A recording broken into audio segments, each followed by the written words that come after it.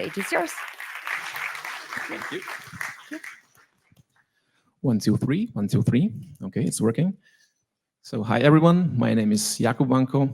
I'm the lead product specialist for RealityCapture at Epic Games, and today I would like to talk about generating Unreal Engine Nanite landscapes with RealityCapture. I would like to answer the questions why and how, but my main goal is to inspire beginners to try out photogrammetry and RealityCapture, but also to inspire existing power users to maybe try out different workflows. So this is the very first time that RealityCapture is represented at this awesome event. So for those who don't know, RealityCapture is one of Epic Games' products, and it's part of the Unreal Engine ecosystem. It is a software that is using photogrammetry and also laser scanning, or the combination of both, to generate high-fidelity 3D textured models. And these models can be used in Twinmotion, Unreal Engine, or any other digital content creation tool for that matter. So it's still the fastest photogrammetry solution on the market, and it can also process unlimited number of inputs and create unlimited level of detail.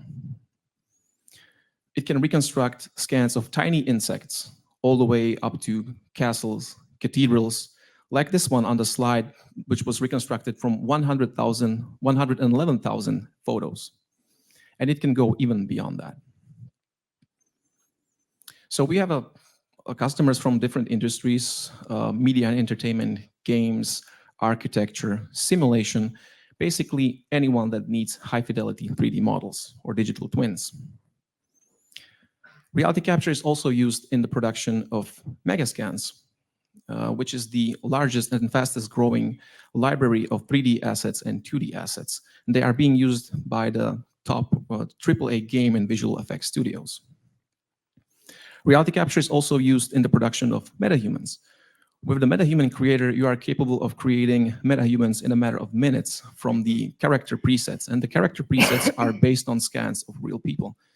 And also with the MetaHuman plugin for Unreal Engine, which includes Mesh to MetaHuman, you are able to scan yourself or someone with RealityCapture and create a rig MetaHuman out of that scan. But RealityCapture is also capable of rendering height maps. Well, there's a tool called the orthoprojection tool in RealityCapture, and it's mainly used in the surveying and mapping industry to generate so-called digital elevation models. But essentially, they are just height maps. So each pixel contains information about the altitude, but it's also georeferenced in a certain coordinate system. These kinds of data sets are usually captured by airplanes, helicopters, or drones. But today, I want to talk about something different, a little bit more creative, and gives you more control over the process. So as children, I think that all of us played in sand.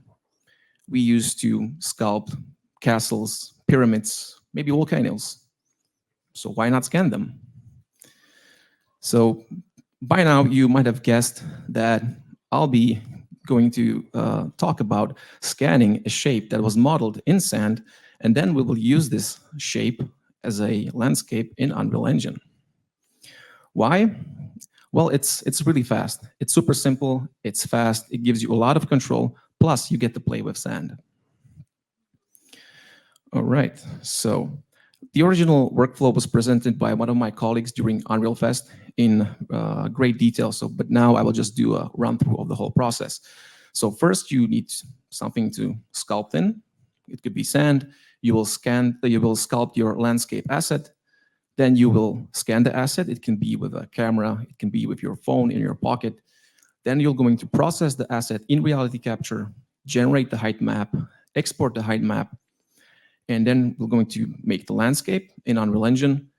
And as a bonus, we can enable one of the newer features, Nanite tessellation, for the landscape, build the material, and apply the material.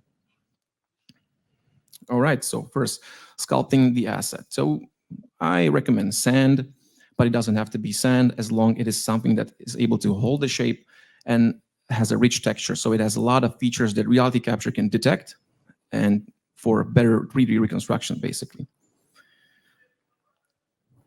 After the shape is sculpted, we'll proceed with scanning of the asset. So there's no need to take a lot of photos. All you have to do is just make sure that every single part of this object is visible in at least 2 photos and take the photos with high overlap. So in this case, we used sand because sand has a lot of tiny grains of sand with different color, and really RealityCapture is capable of detecting these and use them for the reconstruction. Then we can proceed in RealityCapture, and the workflow is really simple. It's just a push of a few buttons. So first you need to import the images. So just drag and drop the images into the UI. Then you can proceed with the alignment of the images. So the alignment button is located in the workflow tab. So that's the very first tab that is opened. So you run the alignment. During this step, RC is detecting the features in the sand. And it's also trying to match them or pair them to neighboring photos. And then based on triangulation, we are able to estimate the 3D positions of these features. And simultaneously, we are able to estimate the intrinsics and extrinsics of the cameras. By that, I mean some distortions and also positions and rotations of the camera. Next step is the mesh calculation. So that's just another button. It's also in the workflow tab, just below the align images button. And during this phase, RC first starts to generate depth maps. So it means that it's trying to estimate depth for every single photo. You know it when all the fans start to be really loud, because it's the most intensive calculation process in RealityCapture. And this process is then automatically followed by the mesh generation out of these depth maps. Once you have the model, there's an optional step. You can set the ground plane, rotate the object, move it if you want, but this is really optional. It's only necessary if the reconstruction is crooked somehow. All right. Next, what is really important, we will use the reconstruction region for rendering the height map. The reconstruction region is that white box that you can see in the 3D viewport. And to have more control over it, of the setup, you can use the info panel tool, which is in the Scene 3D Tools tab. And in the info panel, what's important, you need to make it square from the top. That means that the depth and the width of the reconstruction region needs to match. In my case, it was 35.99999, so let's say 36. For the height, I recommend to be a factor of the depth and width. And in this case, I decided it's going to be a quarter, so 9. Once this is set up, we can proceed to the ortho projection tool, which I already mentioned. And here it's important to select the top left corner of the height map, and you can do that by selecting one of the squares that are visible on the reconstruction region. Another important thing is to set the width and height of the depth map or the height map to 2017. Why this number? Well, it's coming from the Unreal Engine Landscape Technical Guide. If you ever try to import a height map to Unreal Engine, you are probably familiar with this guide. There are other options, but in this case, we decided to go with this number. All right, so once the height map is rendered, you can visualize it just to check how it looks like. All the tools available for checking this out are in the Ortho 2D View tab. And the source needs to be DSM, so Digital Surface Model. Again, another term from the mapping and surveying industry. There's a bunch of palettes that you can switch between, but in this case, I decided to go with grayscale. And the display type is altitude, because there's also option for the depth as well. So now exporting. So in the current public release, RC 1.4, I recommend you to export a EXR, normalized EXR, which then will be needed to be converted in order to work in Unreal Engine. But in RC 1.5, which is coming out really, really soon, we added a 16-bit PNG export in order to work directly in Unreal Engine. All right, so this is the optional step. For converting the EXR, you can use anything you like. In this case, we just used Blender. And in the image editor, we just resaved the EXR as a 16-bit PNG. And now following the workflow in Unreal Engine, it's super simple. You just open up a new level, add basically a landscape, switch to the manage landscape mode, And there's a couple of things that need to be adjusted. So first, you need to import the height map. So just click on Import Height Map or Import from File, find the height map. And this is the most important part. So for the X, Y, and Z scale of the height map.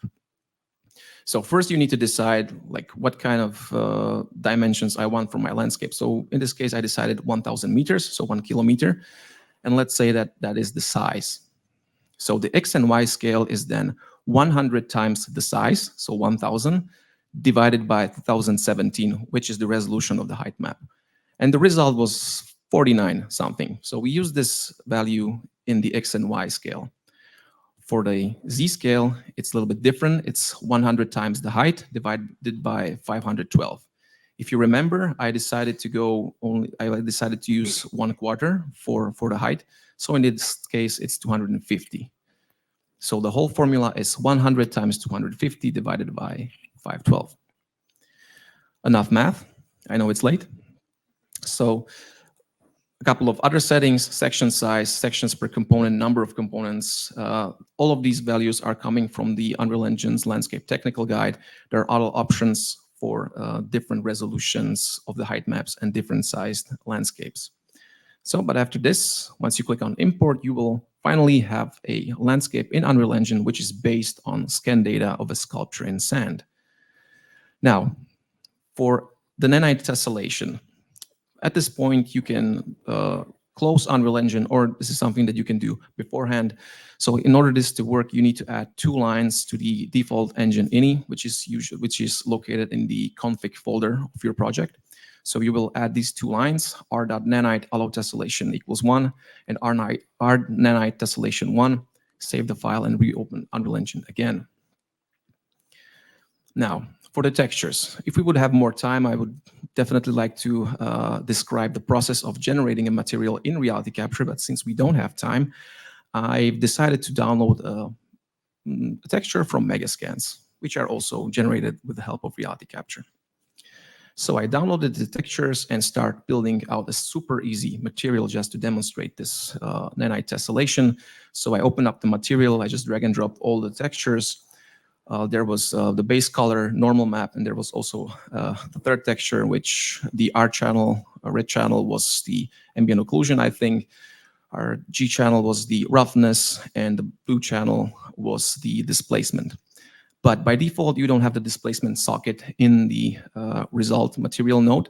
So you need to select it, search for nanite, and enable tessellation.